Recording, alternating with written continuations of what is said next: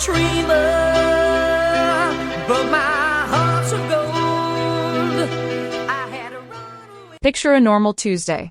You open your phone, and in about 90 seconds, you can watch 3 completely different anxieties scroll by. First, housing is too expensive and there aren't enough homes. Second, your insurance bill jumps again.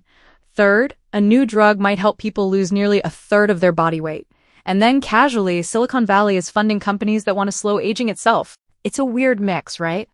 Roof over your head, health in your body, and extra years on the clock.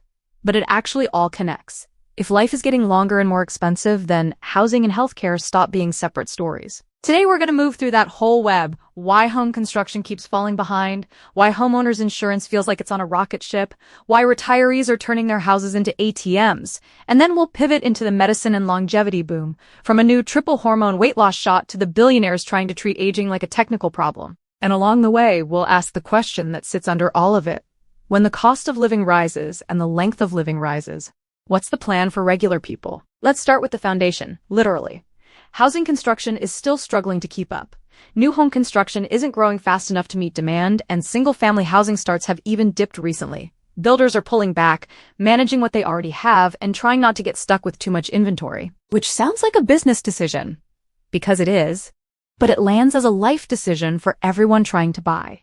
Fewer starts means fewer choices. And fewer choices in a market with lots of demand tends to mean one thing: higher prices, or at least prices that refuse to come down. And while all that is happening, the cost of owning the home you already have is getting heavier. Homeowners' insurance premiums have jumped more than 9% this year. That's not just a little bump, and the bigger gut punch is that the average cost has more than doubled since 2019. Doubled since 2019. Think about what else in your budget doubled that fast without you upgrading anything. You didn't suddenly get twice the house, you didn't get twice the protection, you just got a bigger bill. It changes the whole math of homeownership. People get pre-approved for a mortgage, they plan for taxes, maybe they factor in maintenance. But if insurance keeps leaping year after year, it's like the monthly payment you thought you had isn't the payment you actually have. And it gets even more intense in places where disasters aren't hypothetical, they're seasonal. California is even considering a $100 million wildfire fund to help homeowners in Southern California cover the gap when they're rebuilding after major fires. That sentence tells you everything. The gap has gotten so big that the state is talking about setting aside a massive pool of money just so people can make it from "my house burned" to "I can rebuild." And when rebuilding becomes that complicated and that expensive, it affects everyone. Premiums rise, coverage gets restricted, lenders get nervous, buyers get cautious, and entire neighborhoods can get stuck in limbo. Now, while the cost of owning is rising, another pressure point is growing: retirement. Over the last 20 years, annual retirement spending has doubled. That's a quiet statistic with a loud impact. Because the classic retirement story is that you pay off the house, then your costs go down. But if spending in retirement is doubling, and healthcare, utilities, groceries, property taxes, insurance are all rising, then the house doesn't just represent comfort, it represents cash. More retirees are leaning on home equity to cover costs and stay afloat. People are tapping the value they built up, sometimes because they want to, and sometimes because they have to. It's a big shift. Your home isn't just where you live, it becomes part of your financial survival strategy. And that sounds fine until you realize it can be fragile. If the market shifts, if borrowing costs jump, if insurance becomes unaffordable, that safety net can get tangled. Speaking of borrowing costs, let's talk about the mood of the money world for a second. Bond yields moved higher after Federal Reserve Governor Christopher Waller made comments that caught investors off guard. He warned that supply chain issues might stick around longer than people expect. And when markets hear inflation pressures might last, they start baking that into interest rates. It's like a reflex. Yields rise, and the ripple can reach mortgage rates and other consumer borrowing. So now stack it up. Housing starts not keeping pace, insurance getting more expensive, and rates reacting to sticky supply chain concerns. It's like the affordability puzzle keeps losing pieces. And there's another cost in the home buying process that people don't think about until they're already at the closing table: title insurance. The title insurance industry reported nearly a 14% increase in premium volume for 2025. And what's interesting is that even with premium volume rising, the total amount paid out in claims actually dipped slightly. That's not necessarily a judgment on the whole system, but it does underline a feeling many buyers already have. More money is flowing out of the transaction, and it's not always obvious where the added value is landing. Plus, policy changes can add more friction. The U.S. House passed a bill to raise fees on VA loan refinances and home assumptions, aiming to fund improved veteran benefits. It's complicated because the goal, better benefits for veterans, is important. But for borrowers using VA programs, higher fees can also alter the decision to refinance or assume a loan. For some families, that's the difference between this works and we can't do it. Now here's the twist in the housing story that often gets overlooked. We talk about prices and rates, but we don't always talk about expectations, what people think a normal home should be. Research points out that since the early 1970s, the average home size has expanded by almost 50%. That's massive. And it means that a truly affordable entry-level house is harder to find, not only because of land and labor and zoning, but because the baseline standard house got bigger. We basically moved the goalposts. So when someone says, why can't we build affordable starter homes? Part of the answer is that we did once, but then the typical size, layout, and features people expect kept increasing. More square footage becomes more materials, more labor, and more cost. So that's the housing side. Not enough supply, higher carrying costs, shifting financial strategies for retirees, policies and premiums, and a growing home itself. And all of it happens against a backdrop of rising rates. Which brings us to the second half of today's episode. The part that sounds like science fiction, but is quickly becoming everyday medicine. Weight loss drugs, longevity science, and the new industry forming around health span, not just lifespan. Let's start with the headline that made a lot of people do a double take. Eli Lilly announced promising results for an experimental injectable drug called retatrutide. The striking part, it's designed to target 3 hormones related to weight loss, not just 1 or 2 like other drugs in this class. In their report, people who were overweight or obese lost as much as 28% of their body weight over about a year and a half compared to placebo. 28%. That's not a modest change, that's a dramatic shift. And Lilly's executive vice president and president of cardiometabolic health, Kenneth Custer, compared that level of weight loss to what people can see with bariatric surgery. That's the scale we're talking about. This isn't the first time retatrutide has shown big numbers. Earlier findings in people with obesity and diabetes suggested around 16.8% weight loss compared to placebo, along with improved blood sugar.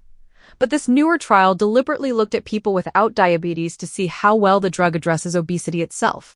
The study tested 3 doses, taken once weekly by injection. Even the lowest dose, 4 milligrams, was associated with about 19% weight loss over the study period compared to placebo. And that's where the comparison gets interesting.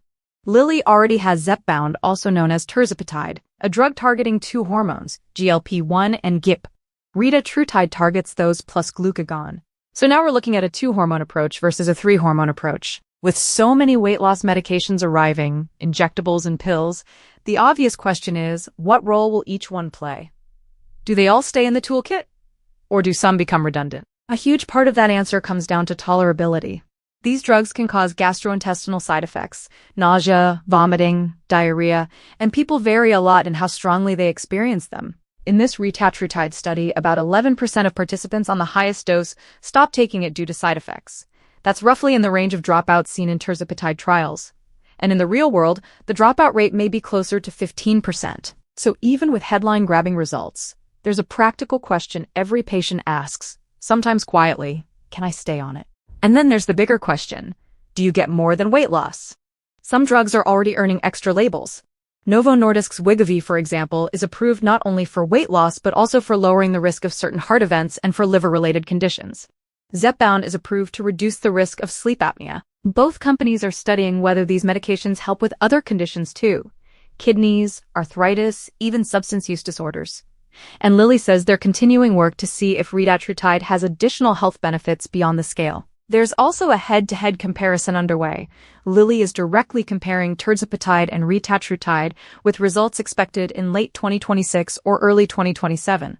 That could give doctors and patients real guidance on which option fits which person. Custer basically summed it up as, both may end up as long-term pillars in obesity treatment, and Lilly is willing to compete with itself if that's where the evidence leads. Now let's widen the lens. Because while these drugs are about weight loss and metabolic health, they sit inside a much bigger cultural moment where aging is starting to look like a business category. Silicon Valley is leaning into this hard.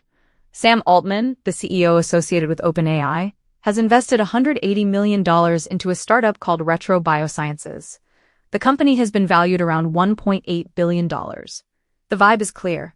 Treat aging like it's a solvable engineering problem. And it's not just one company or one investor. There's a broader shift where tech money is pouring into cellular rejuvenation, biology, and the idea of extending not just life, but high-functioning years. Globally, the story is spreading too. China, for example, is launching a national physician training program that aims to focus doctors on preventive geroscience, basically training the medical system to treat aging-related decline earlier before it turns into full-blown disease. And in the US, longevity science is drifting into policy conversations. There's a push for more public-facing conversations that connect biotech innovation and government decision-making. Because if the science moves fast and regulation moves slow, reality gets messy. Meanwhile, big pharmaceutical moves keep happening. South Korea's Daewoo Pharmaceutical has picked up rights tied to TurnBio's mRNA-based cellular rejuvenation platform.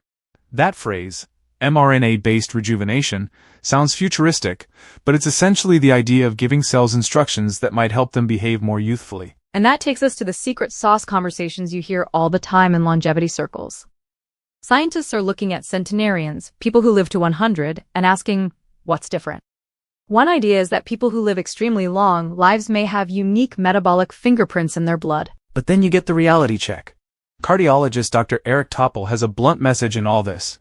You don't need a fancy wearable or an expensive hack to reliably lower biological age. The proven lever is still exercise. It's almost funny. We have injections that reshape metabolism and billion-dollar bets on rewriting the rules of aging, and the dependable advice remains, move your body.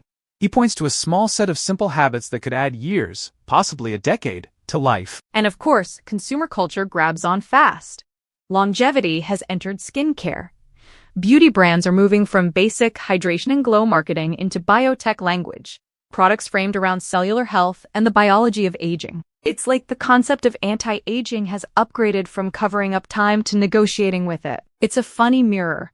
We want our bodies to last longer, our phones to stay fast longer, and our houses to hold value longer. Longevity is a mindset now, not just a medical term. Which brings us to the luxury version of this trend. Wellness retreats designed around midlife and longevity. The Four Seasons Resort Lanai is offering a 3-night, 4-day women's retreat focused on midlife health. The programming covers hormonal balance, gut health, metabolic and cardiovascular health, sleep, emotional resilience, and nervous system regulation. It's hosted by physicians, a menopause specialist, and an internal medicine doctor who also teaches yoga. It includes classes, select meals, a spa treatment, meditation under the stars, and even round-trip flights from Honolulu. And it costs $4,995 per person for single occupancy, which is where the modern tension shows up again. The knowledge might be valuable, the focus on midlife health might be genuinely helpful, but the access is not evenly distributed. So let's tie the housing story to the longevity story, because they're not separate. When people live longer, the cost of retirement stretches. When retirement costs stretch, people look to home equity. When home equity becomes the tool, the home becomes more than shelter, it becomes the financial engine. And if homeownership itself is destabilized by insurance spikes, wildfire risks, limited construction, higher rates, then the engine isn't guaranteed. You can't plan to rely on home equity if the cost to insure the home is exploding, or if rebuilding it after a disaster creates a funding gap. Meanwhile, on the health side, we're seeing interventions that can significantly change people's bodies and risk profiles. If obesity becomes more treatable, that could reduce healthcare costs long-term for some people. But only if the medications are accessible, tolerable, and paired with broader support. And only if we don't end up in a world where the best tools for long life and strong health are available mainly to people who already have stability. People who can afford high premiums or new drugs or private retreats. There's a narrative forming in real time. Our era is trying to buy back certainty. We're trying to buy certainty in housing with bigger homes and more features, but that pushes affordability away. We're trying to buy certainty in disaster with funds and insurance, but the price keeps climbing. We're trying to buy certainty in the body with injections and biotech, but access and side effects complicate the promise. So what's the resolution? Maybe it's not a neat ending, maybe it's a better question. If the future is longer, are we building systems, homes, insurance markets, retirement plans, healthcare access that can actually hold that future? And maybe the simplest personal takeaway is also the most human one. Pay attention to the hidden line items. Not just sticker price, but insurance. Not just weight loss, but long-term adherence and health outcomes. Not just living longer, but living well and affording it. Because the real story underneath all these headlines is the same. Durability. Durable housing, durable health, durable finances. And the people who win in the next decade may be the ones who plan for durability instead of assuming stability. That's where we'll leave it today. A world where homes are harder to build, insurance is harder to swallow, retirement is harder to fund, and science is getting startlingly good at changing bodies, and maybe eventually changing aging. The question is whether everyday life will keep up. Please subscribe at IamHealthyMoney.com and visit us at Q&A with Kim and Ray on YouTube. It would mean so much more than you know. I will continue to bring you fascinating subjects with all the research so you don't have to do it all alone. We will learn together. And then wait until the end of each video for a sneak peek into the next research project. Life has its ups and downs, but you're not alone. From 10 to 110, we're in this together, right here, right now. We love ya.